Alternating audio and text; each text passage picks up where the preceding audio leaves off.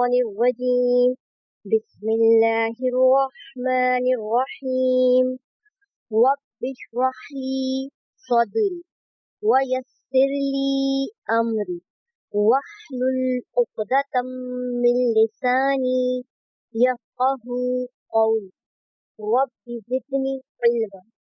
السلام علیکم ورحمۃ اللہ وبرکاتہ۔ امید ہے آپ لوگ خیریت سے ہوں گے، ایمان کی بہترین حالت میں ہوں گے۔ الحمدللہ آج سے ہماری تربیت کلاسز اسٹارٹ ہو رہی ہیں۔ اللہ تعالیٰ نے آپ سب کو بہترین موقع دیا ہے قرآن سیکھنے کا۔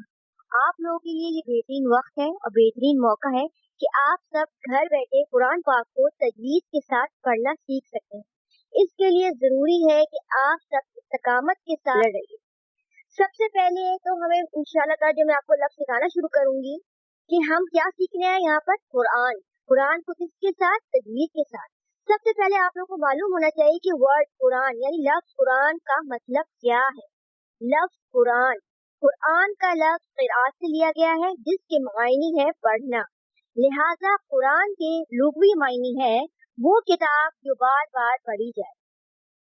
علماء کے نزدیک جو اس کے قرآن کے معنی ہے وہ ہے جمع کرنا، ملا کر پڑھنا۔ قرآن کو جمع کرنے کے معنی سے بھی ہے، اس لیے اس میں کیونکہ تمام صورتوں کو جمع کیا گیا ہے۔ اب اس کے بعد آپ لوگوں کو معلوم ہونا چاہیے کہ ورڈ تجوید یعنی لفظ تجوید کیا ہے، کیونکہ آپ اگر کسی کو بتائیں کہ ہم تجوید کے ساتھ پڑھ رہے ہیں تو تجوید ہوتی کیا ہے، تجوید کے معنی کیا ہے۔ تو سب سے پہلے آپ کو تجوید کے معنی پتہ ہونے چاہیے۔ تجوید کے کیا معنی ہے، اب آپ سنیے۔ تجوید کے معنی ہے عمدہ کرنا، اچھا کرنا، نکھارنا، ستھرا کرنا۔ یعنی تجوید کے معنی ہے عمدہ کر کے، اچھا کر کے، نکھار کر پڑھنا۔ تجوید کے اصطلاحی یعنی لغوی معنی کیا ہے، حروف کو یعنی حروف کو ان کے درست مخارج اور تمام صفات کے ساتھ پڑھنے کو تجوید کہتے ہیں۔ تو اب آپ نے خیال رکھنا ہے یہاں پر ورڈ آیا مخارج، صفات، تو یہ کیا ہے، یہ آگے چل کے سب چیزیں میں آپ کو بتاؤں گی کہ مخارج کیا ہے، صفات کیا ہے۔ ابھی آپ نے یاد کرنا ہے کہ تجوید کے معنی ہے عمدہ کرنا، اچھا کرنا، نکھارنا۔ ہماری اکثر غلطیاں جو ہیں حروف کے مخارج اور صفات درست نہ ہونے کی وجہ سے ہوتی ہیں۔ جو چیزیں ہم آپ کو یہاں پڑھائیں گے ہم آپ کو یہی چیزیں پڑھنا سکھائیں گے، اور یہ غلطیاں کہ آپ لوگ نہ کریں وہ کرنا بتائیں گے کہ ان ورڈ کو کس طرح ادا کرنا ہے۔ اچھا، اب آپ نے خیال رکھنا ہے کہ تجوید کا موضوع، اس کا ٹاپک کیا ہوتا ہے۔ تجوید کا موضوع یا ٹاپک کیا ہوتا ہے؟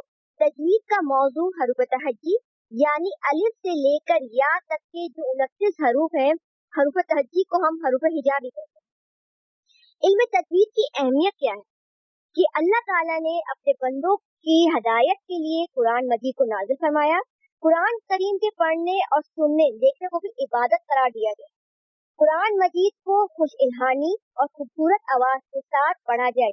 آپ صلی اللہ علیہ وسلم کا ارشاد ہے، آپ صلی اللہ علیہ وآلہ وسلم نے فرمایا ہے، قرآن کریم کو اپنی آواز سے دلکش بناؤ، بے شک اچھی آواز قرآن کے حسن میں اضافے کا باعث ہے۔